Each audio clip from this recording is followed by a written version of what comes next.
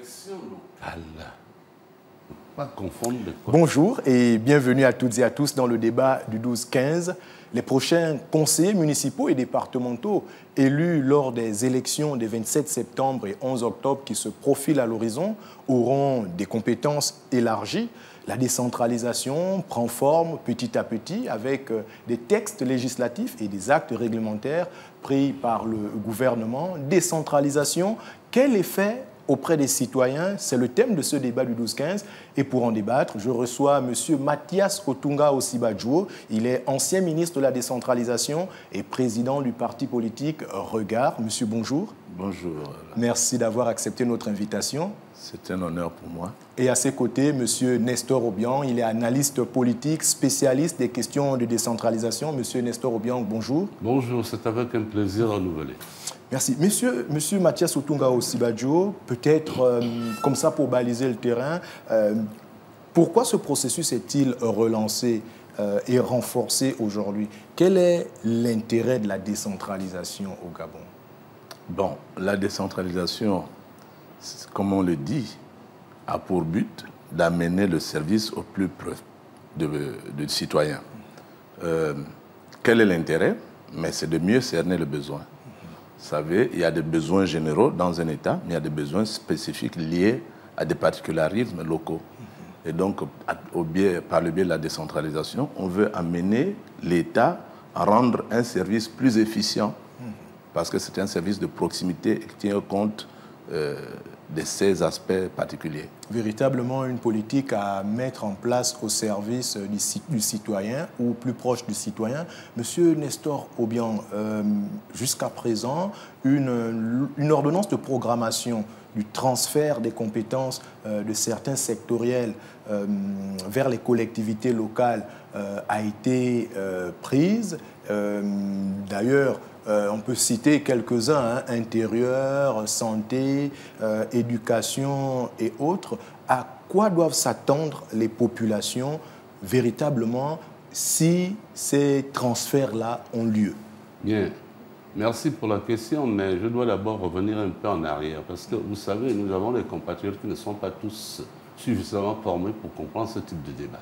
Alors, revenons petit à petit en arrière. Une collectivité locale est une portion du territoire national gérée par un conseil élu. C'est ce qu'on appelle les élus locaux. Maintenant, la décentralisation, elle vise à amener les services de l'État au plus proche des populations. Donc, à leur donner de larges prérogatives de puissance publique sur un certain domaine en partage entre l'État et les collectivités locales. Mais au passage, il ne faut pas manquer de rappeler que les collectivités ont toujours existé et ont été au plus près des populations. La dernière fois ici, je vous rappelais les missions principales d'un maire ou d'un président de conseil élu. Il est d'abord agent de l'État, parce que c'est à lui qu'il incombe d'exécuter et d'appliquer les lois dans sa portion de territoire qu'il gère. Il est officier d'état civil. C'est-à-dire qu'à ce niveau-là, il dépend du procureur de la République pour mener un certain nombre d'actions dans sa vie, notamment la police administrative. Et je parlais un peu plus loin de police municipale. Ensuite, il est maire ou président avec des pouvoirs que lui reconnaît la loi sur la décentralisation. Bien sûr. Donc, cela veut dire que lorsqu'on se fait élire ou lorsqu'on brille un mandat, il faut avoir un projet qui attire les citoyens vers vous. Ce n'est pas la décentralisation en elle-même. C'est la décentralisation en elle-même, M. Nestor Obiang. Oui, bien sûr, mais vous, le ministre Mathias Otunga Osibajo le disait à l'instant, la décentralisation permet également de mieux cerner les besoins des populations. Mais je voudrais dire que ce que le futur maire ou vice-président va mettre dans son projet est énormément tributaire de ce qu'il est capable de donner. Et le but de la décentralisation, c'est d'élargir ses compétences pour que l'élu puisse être capable de rendre à ses électeurs les services qu'ils attendent de lui. Aujourd'hui, les maires qui sont élus, les présidents de conseil qui sont élus, ils se résument à quoi? J'allais dire la police municipale, l'administration de route, l'état civil. Comment des élus locaux peuvent-ils arriver à impulser le développement à l'intérieur des territoires? D'abord, il faut leur donner le moyen de le faire. Il faut que l'État central se décharge d'un certain nombre de prérogatives pour les leur confier. Mon voisin a servi à l'hôtel de ville de Libreville, c'est un peu différent, mais le maire d'Okondia, il a quelle action possible sur la voirie municipale? Il a quelle action possible sur la scolarité? Et là, de quoi a-t-il besoin? Est-ce qu'il a juste besoin des moyens financiers? Non, ou bien il faut d'abord élargir ses prérogatives? Il a besoin qu'on lui élargisse ses prérogatives. Une fois qu'on a élargi les prérogatives, et c'est ce que définit la loi sur les modalités de transfert, une fois qu'on a élargi les prérogatives, on lui attribue aussi les moyens qui permettaient à l'État central d'assumer ses prérogatives. Les moyens sont d'abord humains. On lui attribue des moyens humains. Ensuite, les moyens financiers. Ensuite, les moyens mobiliers, immobiliers. Donc, vous voyez, ce n'est pas d'un coup de baguette magique. Il faut une véritable stratégie de mise en œuvre. Identifier, certes, les services, comment on va les transférer, sur la base de quoi. Une fois qu'ils sont transférés, quelles sont les ressources humaines qui vont les exécuter? Quel sera le statut de ces ressources humaines qui seront désormais à la... Monsieur Nestor Obiang, toujours sur la même question. Oui, bien sûr. Permettez, parce que vous enchaînez des questions, vous ne nous laissez pas le temps d'aller au fond des sujets. Allez-y. Bien. Sur ce qu'il dit, les ressources humaines à transférer, c'est les ressources humaines qui existent déjà et qui occupaient ces fonctions dans le cadre de l'administration centrale. Si on les transfère aux collectivités locales, ça voudra dire ipso facto qu'il faut qu'on mette à la haute, n'est-ce pas, les moyens dont disposent ces collectivités. Si on transfère, par exemple, bon, il a parlé de problèmes de route, mais le problème est beaucoup plus simple si on veut régler cette affaire-là. Prenons le cas de Libreville aujourd'hui. Le maire de Libreville ne peut pas agir sur un certain nombre de segments de route à Libreville pour la simple raison que ça relève des travaux publics et du ministère des Transports. D'où l'intérêt de pouvoir transférer ses compétences. Dans le transfert, puisque nous avons une compétence transversale entre les collectivités et l'État, il faudra donc décider du prorata de transfert que l'on fait aux collectivités locales pour leur permettre quand même d'agir dans ce domaine-là, mais qu'au-delà d'un certain seuil, il y a une concertation avec les services de l'État. Pourquoi? Parce que les collectivités locales sont appelées à mettre en place des plans de développement locaux. Et quels plans de développement locaux doivent prendre justement les préoccupations des populations. Justement, alors récemment s'est tenu le comité national sur la décentralisation. Où en est-on aujourd'hui? Comment est-ce que vous pouvez nous poser à nous la question? Oui, nous ne sommes que des spécialistes en la matière et vous suivez la mise en œuvre de cette décentralisation. Nous constatons qu'il y a eu un comité national et nous constatons que depuis là, il n'y a plus rien. Nous ne pouvons pas risquer des analyses sans avoir été au cœur du système. Voilà. Mais en supputant, nous pouvons penser que le comité est arrivé un peu trop tôt, que certainement les dossiers techniques n'étaient pas prêts. Parce que quand on réunit des ministres, c'est qu'on a des propositions concrètes, des options parmi lesquelles les ministres vont trancher. Alors, j'ai vu que vous disiez que les élus qui vont sortir de la future compétition devraient jouir de ces propositions. Moi, je suis de ceux qui pensent qu'on risque d'assister encore à un patinage. Un patinage. Vous partagez cet avis, M. Nestor? Dans certains aspects, oui. Mais pour répondre tout à fait à votre question, nous n'y avons pas été tous les deux. Bon, moi, je suis l'administrateur, je peux être invité. Je comprends d'ailleurs pourquoi. Mais le vrai problème de fond, un comité technique qui sert d'appui technique aux collectivités locales et qui lui-même est sous tutelle d'un certain nombre de départements sectoriels du gouvernement, peut-il convoquer au plan national une telle réunion et la faire présider par le président de la République? Je dirais oui, attention, là je ne suis pas d'accord. Voilà, ce n'est pas le comité technique qui a convoqué la réunion. Alors, c'est quoi les organes de mise en œuvre de la décentralisation? Il y a le comité national, il y a le comité technique, et puis il y a les comités départementaux. Les comités locaux. Bon. Donc, en principe, oui, c'est cette grand-messe qui décide du transfert des compétences. Mais cette grand-messe décide sur la base de dossiers qui partent de la base. Oui. Les comités locaux examinent, transfèrent au comité, à la commission nationale, je crois. Oui. Enfin, je ne connais plus les termes exacts. Oui. Une structure qui regroupe les directeurs généraux d'un certain nombre de ministères identifiés. C'est eux qui préparent les dossiers techniques. Oui. Et après, la fameuse commission, en principe présidée par le chef du gouvernement, et puisque pour l'instant le président de la République est chef de gouvernement, je comprends qu'il ait eu à le présider. Mais est-ce que les dossiers avaient été préparés? Nous n'en savons rien. Alors, nous, pour avoir préparé, avoir couvert justement ces travaux qui se sont tenus sur 2 jours, on a bien vu qu'il y a des propositions concrètes qui ont été faites. Bon, on est à s'interroger sur la suite. En principe, ces textes devraient pouvoir ensuite être examinés. Le président de la République devrait pouvoir prendre un décret d'application de l'ordonnance de programmation du transfert de compétences et identifier les différentes Est-ce que les prérequis sont assurés? Je veux dire, une fois que le président de la République décide de transférer, est-ce qu'on a prévu le mode de financement? Est-ce qu'on a prévu le transfert? Parce qu'il y a le principe constitutionnel, la libre... Comment tu appelles ça? Le libre exercice. Le libre exercice des collectivités locales. Donc, une fois qu'on transfère, les agents en service dans la collectivité locale ne doivent plus relever de la structure centrale. Est-ce que le statut de ces agents est défini? Est-ce qu'on a défini comment on va alors transférer les moyens financiers d'accompagnement? Je pense que ce comité technique est arrivé un peu trop tôt.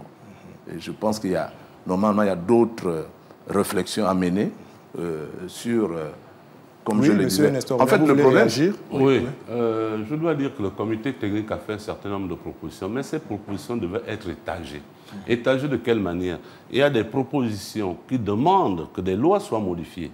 Ça devrait être compris là-dedans. Il y a des propositions qui relèvent du pouvoir réglementaire de l'État.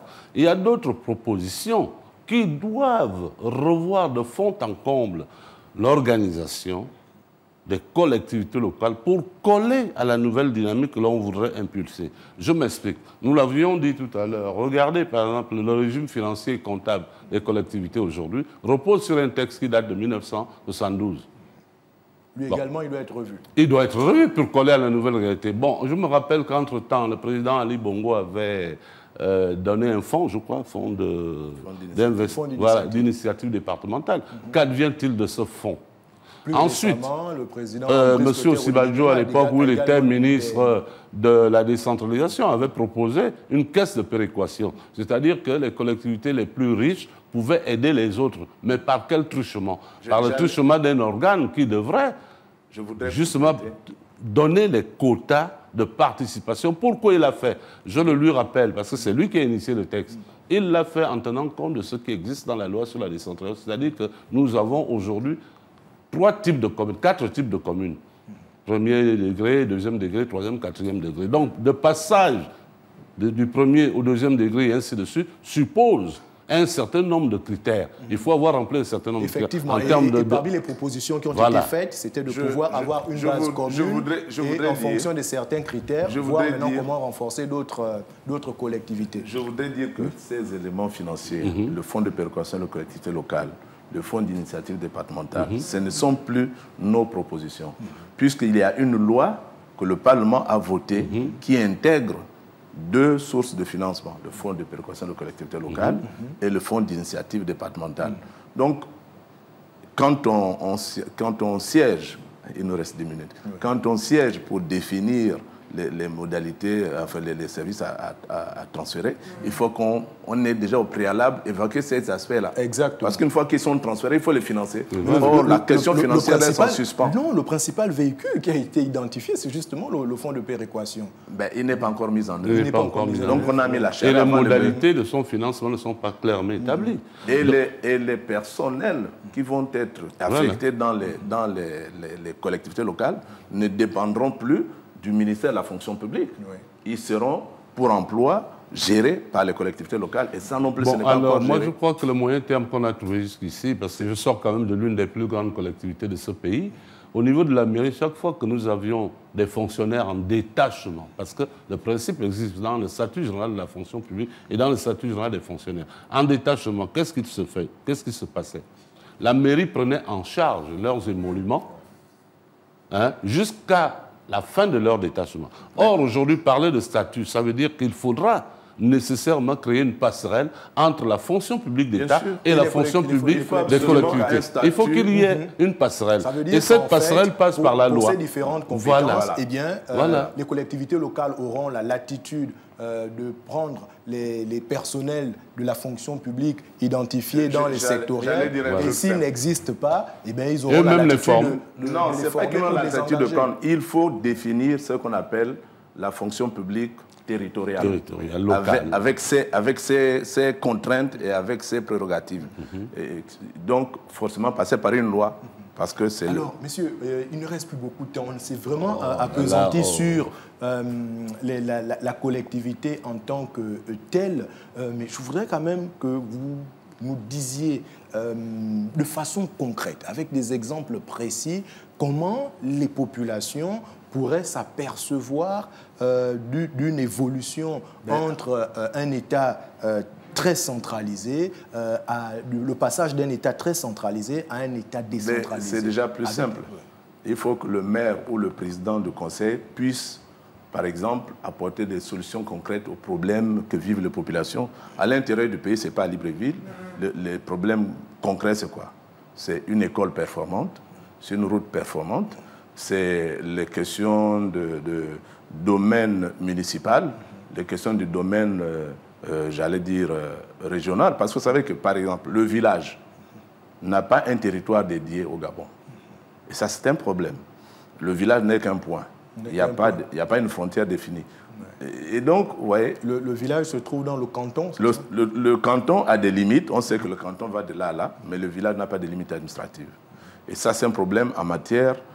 il faut en tout cas que le président de la collectivité, qui s'appelle maire quand c'est la municipalité, soit détenteur d'une bonne partie des prérogatives de puissance publique pour gérer sa communauté, aussi bien sur le plan politique, sur le plan social que sur le plan économique. Et là, ça passe par le transfert de compétences. C'est-à-dire que s'il ne peut pas, j'allais dire entre griffes, légiférer dans le cadre de son territoire sur un certain nombre de sujets, mais il restera toujours le président qu'on va critiquer. M. Nestor Obiang, une question. Est-ce que ce sont ces questions-là qui doivent pouvoir être débattues lors des séances, lors des travaux des comités locaux? Mais nous avons déjà dépassé le cadre des comités locaux. Nous parlons des conseils élus. Et dans le conseil élu, il y a des commissions. Ces commissions doivent pouvoir reprendre à leur compte ce qui a été fait pour l'adapter aux exigences de leur localité. Mais je veux dire que le maire... Ce n'est pas c'est pas aux commissions de définir chacune... La commission du conseil. Non. Le conseil élu. Non, il faut d'abord qu'il y ait un cadre qui s'applique à tout le monde pour que chaque mairie ne fasse pas son administration.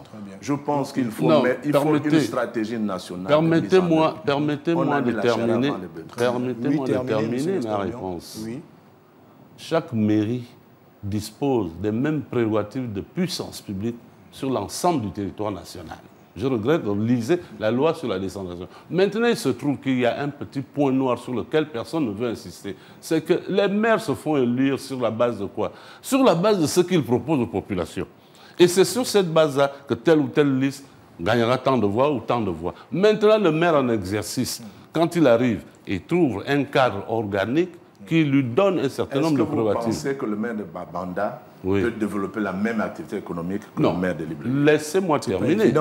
Ce n'est pas évident, les deux collectivités ne sont pas pareilles. Voilà, mais le problème ici... Mais ils ont le même cadre formel. Nous voulons la décentralisation pour qu'on répartisse les moyens afin que le moyen arrive au plus près des populations. Monsieur Abonner, c'est la loi sur la décentralisation qui détermine. C'est une loi organique.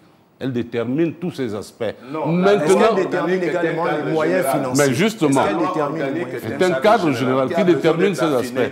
Par des décrets, par des arrêts, des arrêtés. Mais c'est écrit à l'intérieur. Mais surtout, je pense que tant qu'on mettra en place un groupe pour mener sereinement une stratégie nationale de mise en œuvre, on ne s'en sortira pas. Mais nous avons une chambre législative. Mais non, le Sénat, qui est représenté par le Sénat est une chambre législative. Elle-même peut prendre des initiatives. Parce que les propositions de loi... Monsieur Nestor Obiang, le Sénat ne peut pas prendre des actes réglementaires. Vous parlez de la prérogative de la collectivité locale à travers ces commissions. Bien. Les commissions au conseil municipal sont des commissions spécialisées. C'est-à-dire que si elles ont la bonne information sur ce dont ils parlent là, les actes qui sont pris au niveau du gouvernement, les actes qui sont pris au niveau du comité en charge de la décentralisation et autres, ils doivent pouvoir les intégrer dans leurs réflexions sur la manière de manager et de gérer la ville dont ils sont responsables. Si je comprends bien, voilà. Si je comprends bien, oui. Vous figez les choses en l'état actuel de la législation et les commissions ne peuvent pas aller au-delà de la législation actuelle. Elles ne peuvent pas. Surtout qu'elles ont besoin d'avoir des moyens pour agir. Mais je regrette. Les commissions peuvent très bien aller au-delà de la législation. Puisqu'elles disposent d'un organe législatif. Non, pas hors cadre. Elles disposent d'un organe législatif qu'on appelle le Sénat. Les sénateurs sont d'abord à quoi? Mais non, attention. C'est d'abord des élus locaux. C'est-à-dire que c'est eux qui, à un autre niveau, doivent défendre les initiatives issues des collectivités locales. Je prends un exemple. Ils ont une association des maires. Des projets de développement ou bien ils ont des projets de développement et tout ça. Ils ont une association qui a le même poids que le Sénat. Il faut qu'on fasse très attention parce que le Sénat, il légifère. Il prend des lois. Oui. Mais il a aussi le contrôle de ce qu'il prend comme loi. Il a le contrôle de l'action du gouvernement. C'est-à-dire pour voir si le gouvernement applique ce qu'ils ont décidé. Il y a une différence entre les actes du gouvernement et les actes législatifs. Et la matière de la décentralisation relève des actes réglementaires. C'est le gouvernement qui décide de prendre une partie de ses compétences pour les donner à des collectivités locales.